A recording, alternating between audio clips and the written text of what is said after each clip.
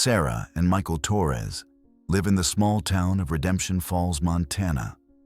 Population 3,200, the kind of place where everyone knows everyone, where generations of families have occupied the same houses for decades, where faith and community are woven so tightly together that distinguishing between them becomes impossible. Sarah works as a nurse at the town's modest medical clinic. Michael manages the hardware store his father built 40 years ago. And together, they represent the kind of solid, unremarkable goodness that small towns are built upon. Their daughter Emma arrives on a Tuesday in late September, delivered without complications at the regional hospital 30 miles away. A healthy 7-pound infant who seems entirely ordinary in every observable way. The mark appears 3 days after Emma's birth, materializing overnight without warning or explanation. Sarah discovers it during a routine diaper change. A pale crescent moon shape on Emma's right palm, the edges precise and defined as though drawn by steady hand with silver ink. The mark isn't a birthmark in any conventional sense. The skin isn't discolored or raised, doesn't feel different to touch. Simply shows this perfect lunar crescent where unmarked skin existed the previous day. Sarah calls Michael immediately, both of them staring at their daughter's tiny hand, trying to understand what they're seeing and whether it represents medical concern requiring immediate attention. Dr. Patricia Wilson, who's practiced medicine in Redemption Falls for 28 years and who delivered Sarah herself 3 decades ago, examines Emma thoroughly that afternoon. She photographs the mark from multiple angles, measures it precisely, tests the skin's sensitivity and temperature, consults medical databases, and calls colleagues at larger hospitals seeking explanation for phenomenon she's never encountered. The mark is approximately 1 inch long, perfect crescent shape with the points facing right, positioned in the center of Emma's palm in location that makes it visible whenever the infant's hand is open. Dr. Wilson can find no medical explanation. It's not pigmentation disorder, not scar tissue, not any documented dermatological condition she can identify. The doctor tells Sarah and Michael honestly that she doesn't know what caused the mark or what it signifies medically. It doesn't appear to cause Emma any discomfort, doesn't interfere with normal hand function, shows no signs of being harmful or progressive. Dr. Wilson recommends monitoring it carefully, documenting any changes, but suggests that absent other symptoms, the mark is likely just an unusual but benign characteristic that Emma was born with, even if it didn't become visible until days after delivery. But Sarah and Michael live in a town where faith shapes interpretation of unusual events, where the unexplained is often viewed through religious lens before medical or scientific ones. By the time they leave Dr. Wilson's office, word has already spread through Redemption Falls' tight-knit community that the Torres baby has a mysterious mark on her hand, that doctors can't explain it, that something unusual is happening with the infant born just 3 days ago. If you're watching this video, take a moment to comment below and tell us what city you're watching from. Let's see how far this story reaches. Pastor James Whitmore of Redemption Falls Community Church hears about Emma's mark within hours, as he hears about most significant events in a town, where his congregation includes over half the population. He visits the Torres home that evening, asking to see the infant and examine the mark that's generating such interest and speculation. Sarah and Michael are practicing Christians who attend services regularly without being zealous or ostentatious about their faith. The kind of believers who view religion as important but not all-consuming. They welcome Pastor Whitmore respectfully, appreciating his interest while remaining uncertain about whether a minister's involvement is necessary or appropriate. Pastor Whitmore is 62 years old, has led Redemption Falls Community Church for 34 years, and occupies the peculiar position of being simultaneously beloved community figure and wielder of significant social power. In a town where church attendance is expected and religious authority carries weight beyond spiritual matters. He examines Emma's hand carefully, his expression showing recognition and wonder that makes Sarah's stomach tighten with apprehension she can't quite justify. When Pastor Whitmore looks up from studying the mark, his eyes carry intensity that transforms this from casual pastoral visit to something far more significant. The pastor tells Sarah and Michael that the crescent moon has profound religious symbolism across multiple faith traditions, representing divine favor, spiritual transformation, and in some interpretations, marking of individuals chosen for special purposes by God. He references biblical passages about signs and wonders, about children marked or blessed by divine intervention, about how God occasionally identifies His chosen vessels through visible manifestations that ordinary people can recognize and understand.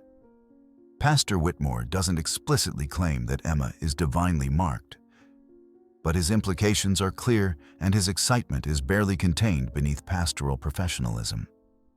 Sarah feels deeply uncomfortable with this interpretation, with the suggestion that her 3-day-old daughter is somehow spiritually significant in ways that transcend normal parenthood.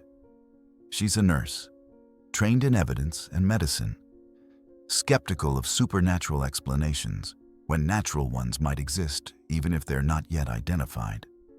But she's also a lifelong resident of Redemption Falls who understands the power of Pastor Whitmore's words, who knows that once he speaks publicly about Emma's mark, the entire town's perception of her daughter will shift in ways she can't control or reverse.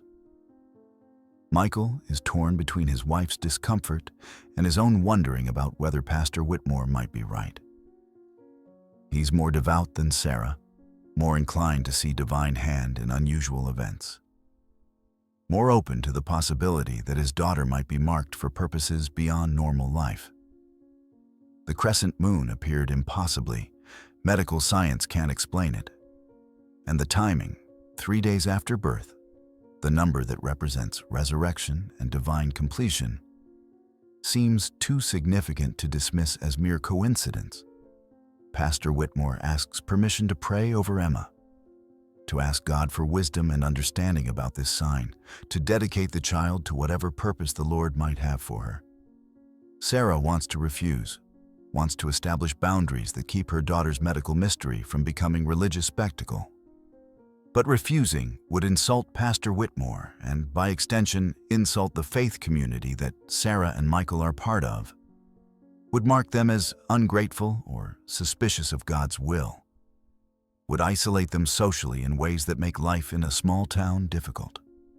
Sarah agrees to the prayer, holding Emma while Pastor Whitmore places his hands gently on the infant's head and speaks words asking for divine protection, wisdom, and revelation of purpose.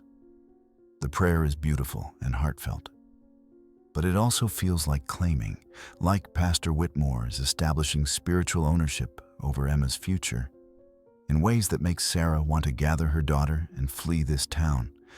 These expectations, this crushing weight of religious significance being placed on a 3-day-old infant who just wants to eat and sleep and grow. Over the following days, Emma's mark becomes Redemption Falls' primary topic of conversation. Church members visit the Torres home, bringing food and gifts, asking to see the baby and her miraculous mark, speaking about signs and wonders and God's plan with certainty that makes Sarah increasingly anxious. Some visitors are kind and respectful, genuinely happy for Sarah and Michael and curious about this unusual event. Others are invasive and presumptuous, treating Emma like spiritual celebrity rather than newborn infant, making declarations about her destiny and purpose that no one has right to make about another person's child. Pastor Whitmore preaches a sermon the Sunday after Emma's mark appears, speaking about signs and wonders, about how God occasionally marks His chosen ones in visible ways that call believers to pay attention and recognize divine work happening in their midst. He doesn't mention Emma by name from the pulpit. But everyone in the congregation knows exactly who and what he's discussing. Knows that the Torres baby with the crescent moon mark is being declared spiritually significant by their pastor's carefully chosen words. Sarah sits in the pew holding Emma, feeling hundreds of eyes on them, feeling the weight of expectations. She never asked for being placed on her daughter before the child is even 2 weeks old. She wants to stand up and shout that Emma is just a baby, that the mark is probably nothing more than unexplained medical oddity, that everyone needs to stop projecting their religious fantasies onto her daughter. But she sits silently, trapped by social pressure and Michael's hand on her arm, accepting this transformation of her daughter from private joy to public symbol. The first month of Emma's life passes in whirlwind of visitors, questions, and religious attention that exhausts Sarah while simultaneously fascinating Michael. He's proud of his daughter, proud that God might have marked her for special purpose, proud to be father of a child that spiritual authorities suggest is chosen. Sarah is terrified, seeing only the burden and danger of being labeled divinely marked in a town where faith can become oppressive, where deviation from expected religious paths brings judgment and exclusion. Emma develops normally through her first months, eating, sleeping, growing, hitting developmental milestones exactly as pediatric charts predict. The mark remains unchanged, neither fading nor darkening, neither growing with her hand nor remaining static. It's simply there, a perfect crescent moon that doctors still can't explain, and that Pastor Whitmore references frequently as evidence of God's active presence in Redemption Falls. Then, on a Tuesday night in late December, when Emma is 3 months old, something happens that transforms the mark from curiosity to something far more unsettling and profound. Sarah and Michael are awakened at 3 a.m. by something they initially can't identify. Not crying or fussing, but vocalization that sounds almost like speech, like someone talking quietly in another room. They lie in bed for a moment, disoriented and confused, trying to determine if they're hearing reality or dream. The sound continues, becoming clearer. It's coming from Emma's room. But it's not infant sounds. It's articulated speech in rhythms and patterns that suggest language, suggest meaning, suggest something utterly impossible for a 3-month-old who shouldn't be capable of any vocalization beyond crying and cooing. Sarah and Michael reach Emma's room simultaneously, turning on the light to find their daughter sitting upright in her crib, another impossibility since Emma can't yet sit unassisted. Her eyes open and focused, her right hand raised with a crescent mark clearly visible in the lamplight. And she's speaking. Not babbling, not making infant sounds, but speaking in flowing, melodic language that neither Sarah nor Michael recognize. Words that sound ancient and beautiful and utterly terrifying coming from their 3-month-old daughter's mouth. Sarah stands frozen in the doorway, her nursing training completely inadequate for processing what she's witnessing. Emma sits perfectly upright in her crib, a physical impossibility for a 3-month-old whose neck and back muscles shouldn't support that position. The baby's eyes are open but unfocused, as though she's seeing something beyond the nursery walls. Her right hand remains raised, palm facing outward, the crescent mark seeming to catch and reflect the lamplight in ways that normal skin shouldn't. And the words continue flowing from Emma's mouth. The language is melodic, almost song-like, with consonants and vowels that don't match English or Spanish or any tongue Sarah recognizes. The rhythm is deliberate, paced like someone reciting important information, like a messenger delivering a critical announcement that must be heard and understood. Michael moves first, approaching the crib slowly, as though sudden movement might shatter whatever trance holds their daughter. He reaches toward Emma, intending to pick her up, to hold her, to break whatever this is through physical contact and parental presence. But Sarah grabs his arm. stopping him with strength born from instinct she can't explain. Something tells her not to interrupt, not to touch Emma while she's in this state. That doing so might be dangerous in ways she doesn't understand. The speaking continues for approximately 2 minutes that feel endless. Emma's voice never wavers, never shows distress or discomfort, simply delivers this cascade of unknown words with the clarity and purpose of adult speech. Then, as suddenly as it began, it stops. Emma's raised hand drops, her body wavers and would fall if Michael didn't catch her. Her eyes close and she's once again a normal 3-month-old infant who can't sit unassisted and who certainly can't speak in any language, let alone mysterious ones. Sarah takes Emma from Michael, checking her vitals with professional efficiency born from nursing training. The baby's temperature is normal, her breathing is regular, her heart rate is slightly elevated, but quickly returning to baseline. Physically, Emma appears completely healthy. But both parents are shaking, adrenaline flooding their systems, minds struggling to process what they just witnessed, and to determine what it means for their daughter and their family. Michael wants to call Pastor Whitmore immediately. Sarah refuses, insisting they need to understand what happened before involving anyone else, before this becomes public spectacle that will transform their daughter from child with unusual mark to full-blown religious phenomenon. They argue in whispers, standing over Emma's crib, debating whether what they witnessed was medical emergency requiring doctors or spiritual event requiring religious authorities. The argument is interrupted by knocking on their front door. At 3:30 in the morning, Sarah and Michael exchange confused, frightened glances before Michael goes to investigate, bringing back Sarah's mother, Margaret, who lives 3 blocks away, and who's standing on their porch in her bathrobe, looking shaken and determined. Margaret explains that she woke suddenly at 3 a.m., feeling overwhelming compulsion to come to their house to check on Emma, that something told her, in voice she can't describe but couldn't ignore, that her granddaughter needed her. She drove here expecting to find emergency, illness, some crisis requiring grandmother's help. Instead, she finds Sarah and Michael looking terrified, but Emma apparently sleeping peacefully. Sarah decides to trust her mother, to share what they just witnessed. Margaret listens to the description of Emma sitting upright, speaking an unknown language, the raised hand displaying the crescent mark. Her expression shifts from concern to something approaching recognition, a look that suggests this confirms rather than surprises, that connects to knowledge or belief she's held privately.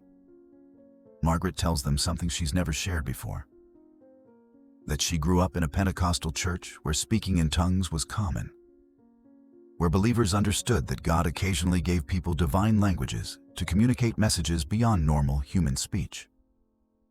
What Sarah and Michael describe sounds like glossolalia, the technical term for speaking in tongues. But Margaret emphasizes this is different. Adult believers who speak in tongues do so voluntarily during worship, allowing the Holy Spirit to use their voices. Emma is 3 months old, unconscious of what she's doing, seemingly used as pure vessel for message from something beyond herself. Margaret asks if they recorded Emma's speech. They didn't. Both were too shocked to think about documentation.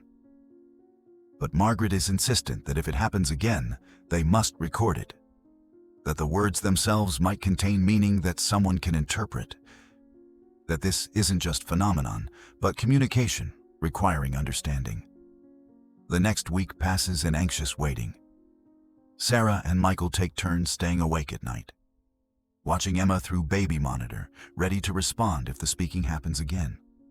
Michael wants to tell Pastor Whitmore, argues that if Emma is receiving divine messages, church leadership should be involved. Sarah remains resistant, terrified of what will happen if this becomes public knowledge. If their daughter becomes object of religious fascination rather than child they're trying to protect and raise normally. The second incident happens exactly 1 week later. 3 a.m. again, Emma sitting upright, right hand raised, speaking in that same melodic, flowing language. This time Sarah is prepared. She's recording on her phone, capturing audio and video of her daughter's impossible speech. The episode lasts 3 minutes, ending the same way as before, with Emma suddenly going limp and returning to normal infant state. Sarah sends the recording to her mother immediately. Margaret listens 3 times, her expression growing more troubled with each replay. She tells Sarah that she wants to play the recording for someone she knows, a linguist at the university where Margaret worked before retirement. Someone who specializes in ancient languages and who might recognize patterns or words that provide clues about what Emma is speaking. Professor David Chen listens to the recording in his university office, his initial skepticism about being asked to analyze baby sounds transforming to fascination as he hears the patterns and structures in Emma's speech.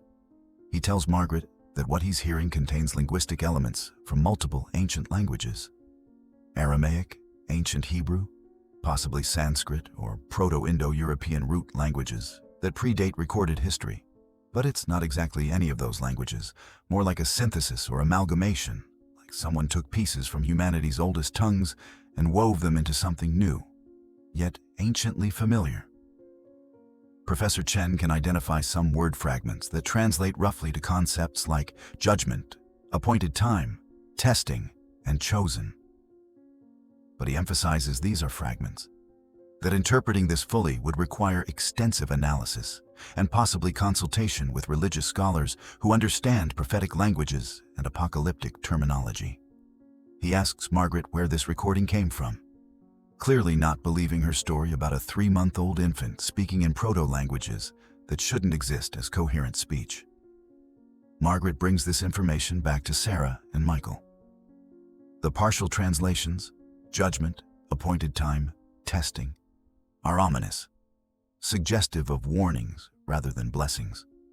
Michael's initial excitement about Emma being chosen vessel for divine communication is tempered by growing anxiety about what message she might be delivering. Sarah feels vindicated in her resistance to making this public, terrified of what it means that her daughter is speaking about judgment and testing in languages older than recorded history. The third incident happens 3 nights later. Same time, same posture, same raised hand showing the crescent mark. But this time, Emma's speech is shorter, more focused, building to conclusion that both parents recognize even though they shouldn't be able to understand words in an ancient language, they don't speak. Emma's final word, spoken with devastating clarity, is Sarah. Not in the melodic ancient tongue, but in perfect English. Her mother's name, delivered with finality that sounds like verdict or warning or prophecy. Then Emma collapses back into infancy, and Sarah knows with terrible certainty that whatever her daughter is announcing, it concerns her directly.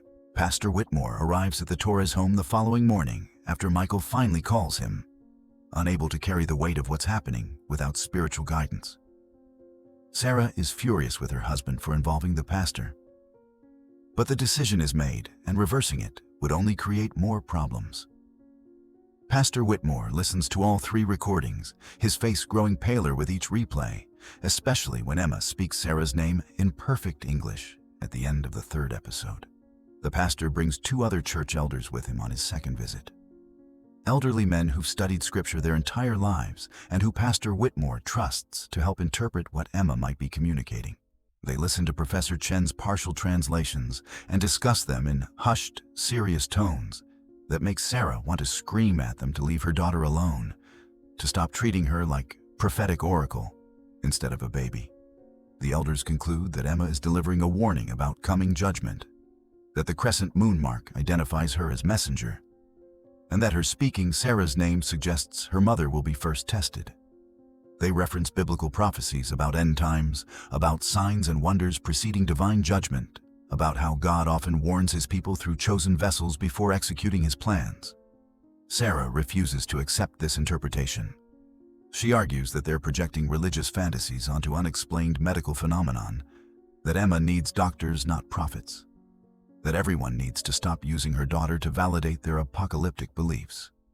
But Michael is wavering, caught between his wife's rational resistance and the compelling evidence that something supernatural is occurring. Margaret supports Sarah's position, but admits she can't explain what's happening through medicine or science. Professor Chen can't explain how a 3-month-old speaks in proto-languages. Dr. Wilson has no medical framework for any of this. The rational explanations Sarah desperately wants simply don't exist, leaving only the supernatural interpretation that terrifies her because of what it means for Emma's future. The fourth incident happens 2 nights later and changes everything. Emma sits up at 3 a.m., raises her marked hand, and speaks for 5 uninterrupted minutes. The speech is more urgent, more forceful, building to climax that everyone listening, Sarah, Michael, Margaret, and Pastor Whitmore, who insisted on being present, can feel approaching even without understanding the words. Emma's speech shifts between the ancient language and English, creating statements that are partially comprehensible. She speaks about 40 days, about waters rising, about testing of faith. She names 3 other people in Redemption Falls: the mayor, a prominent businessman, and a teacher at the elementary school. And she ends by speaking Sarah's name again, this time followed by words in the ancient tongue that Professor Chen will later translate as first among the tested, last among the judged. Then Emma stops speaking and begins crying. Normal infant crying that breaks the spell and reminds everyone that regardless of what just happened, this is a 3-month-old baby who's terrified and needs her mother. Sarah scoops Emma up, holding her daughter while glaring at Pastor Whitmore with rage born from helplessness and fear. Pastor Whitmore looks shaken rather than excited. Whatever he expected or hoped Emma's messages would contain, this specific and ominous prophecy clearly troubles him.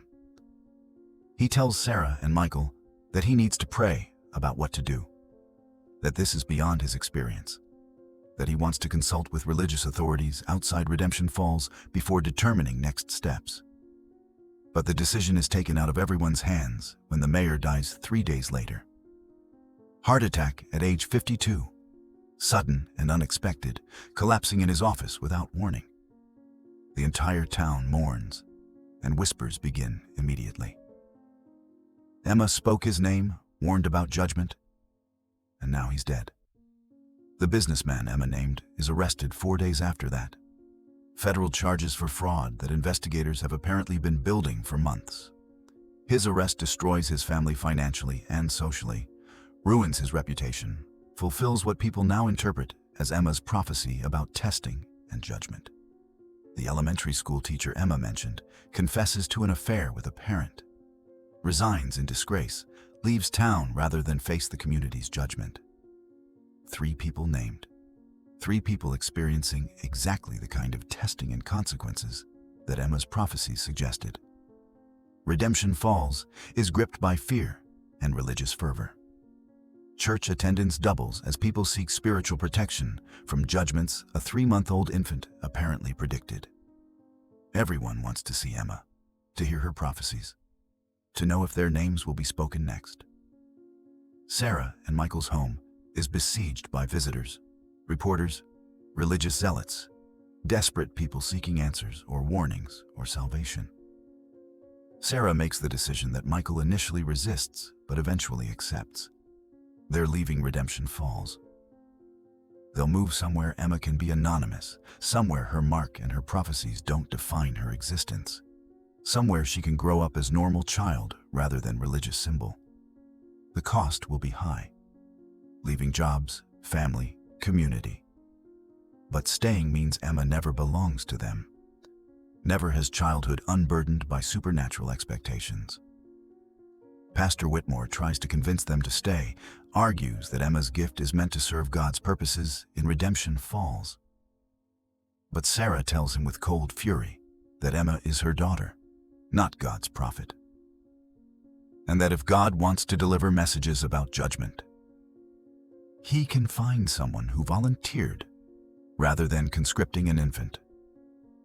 They leave in the middle of the night, 3 weeks after the mayor's death, driving east toward cities where anonymity is possible and religious fervor is diluted by population density. Emma sleeps peacefully in her car seat, the crescent mark visible on her tiny palm, having delivered prophecies that proved accurate, but which her parents refused to let define her future. The video ends with title card. Emma Torres is now 7 years old. She has never spoken in the ancient language again. The mark remains on her palm. And Sarah is still waiting to discover what being first among the tested means for her future.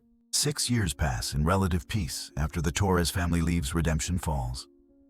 They settle in Portland, Oregon, a city large enough that Emma's mark draws curiosity, but not religious fervor, where they can live quietly without becoming spectacles. Sarah works at a hospital, Michael finds employment at a construction company, and Emma attends public school where she's known simply as a bright, quiet girl with an unusual birthmark. The crescent moon mark remains unchanged on her palm, neither fading nor growing, a permanent reminder of events her parents rarely discuss, and Emma is too young to remember. Sarah has almost convinced herself that Redemption Falls was collective delusion, that the stress of new parenthood and the pressure of small-town religious expectations created interpretations of normal infant behavior that seemed supernatural, only because everyone wanted to believe in miracles. The prophecies that appeared to come true, the mayor's death, the businessman's arrest, the teacher's disgrace, could all be explained as coincidence, as confirmation bias making random events seem connected to Emma's unintelligible vocalizations. But Sarah never forgets Professor Chen's translation of the final words spoken about her. First among the tested, last among the judged. She doesn't know what it means, doesn't want to believe it means anything. But the phrase haunts her during quiet moments, when Emma's mark catches the light, and memories of those 3 a.m. episodes resurface despite her efforts to bury them. The testing begins on a Tuesday in October, when Emma is 7 years old. Sarah is diagnosed with aggressive breast cancer, stage 3, requiring immediate surgery, followed by months of chemotherapy and radiation. The diagnosis is devastating. Sarah is only 34, healthy and active with no family history of cancer, facing mortality in ways she's never contemplated despite working in healthcare, where death is familiar presence. Michael is supportive but struggling, trying to maintain normalcy for Emma while dealing with his own terror about losing his wife. Emma seems to understand something serious is happening, even though they try to shield her from the worst details. She becomes clingy and anxious, frequently checking to make sure her mother is present, drawing pictures of their family together as though trying to preserve something she fears losing. Sarah undergoes surgery successfully. The tumor is removed, margins are clear, lymph nodes show minimal spread.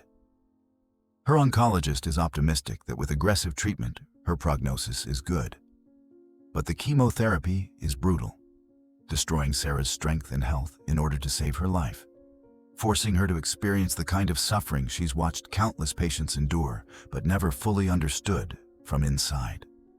During the worst of the treatment, when Sarah is so weak she can barely stand, when nausea and pain dominate every moment, she remembers Emma's prophecies and wonders if this is the testing.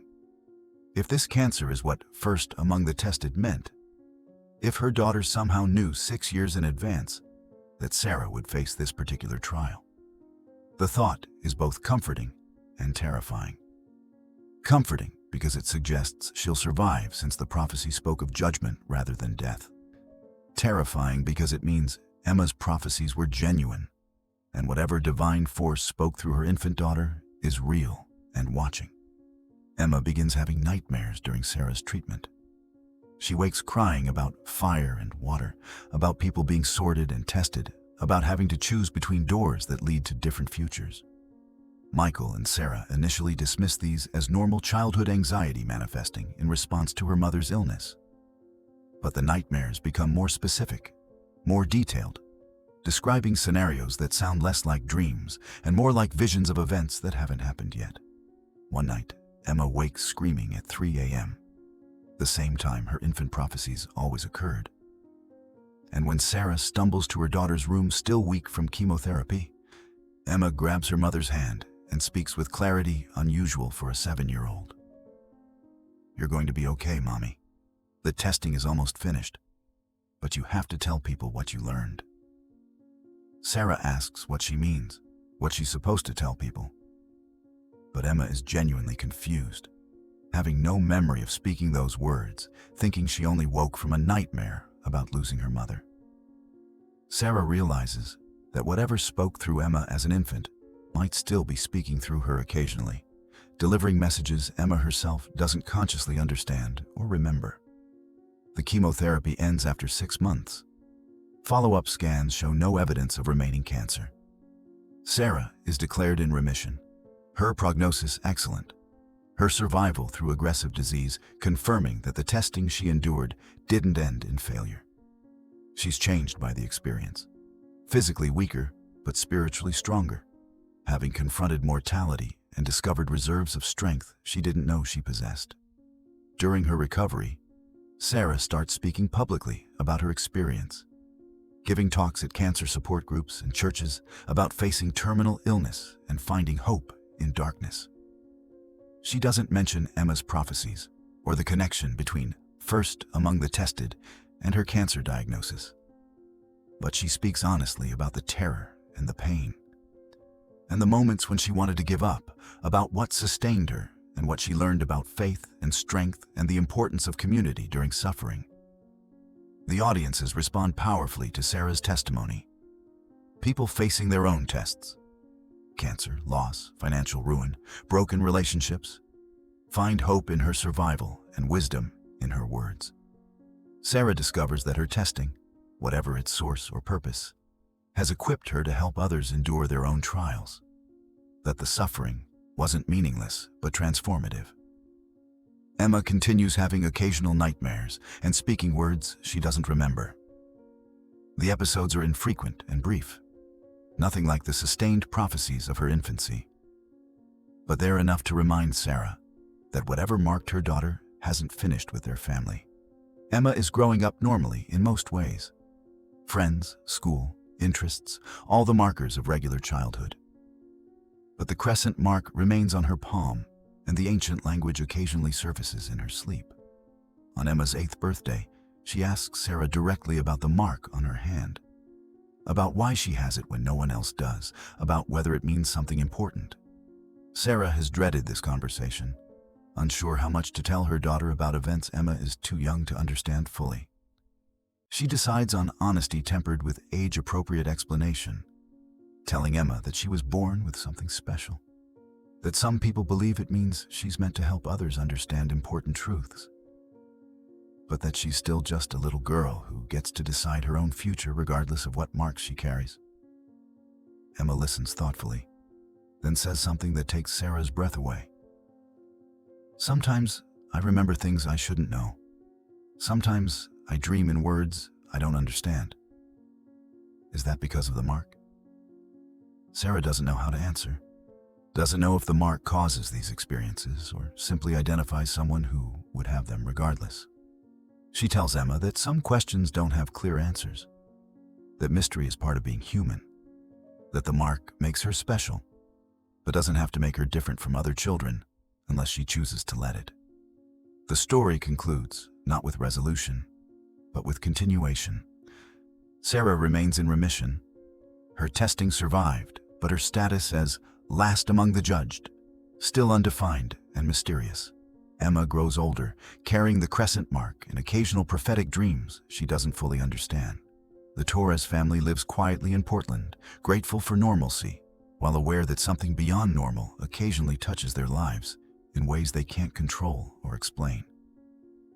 And at 3 a.m. sometimes, in the space between sleep and waking, Sarah hears echoes of ancient languages and wonders what judgment still awaits, what her daughter's mark truly means, and whether surviving the testing was the end or only the beginning of whatever purpose that crescent moon signifies.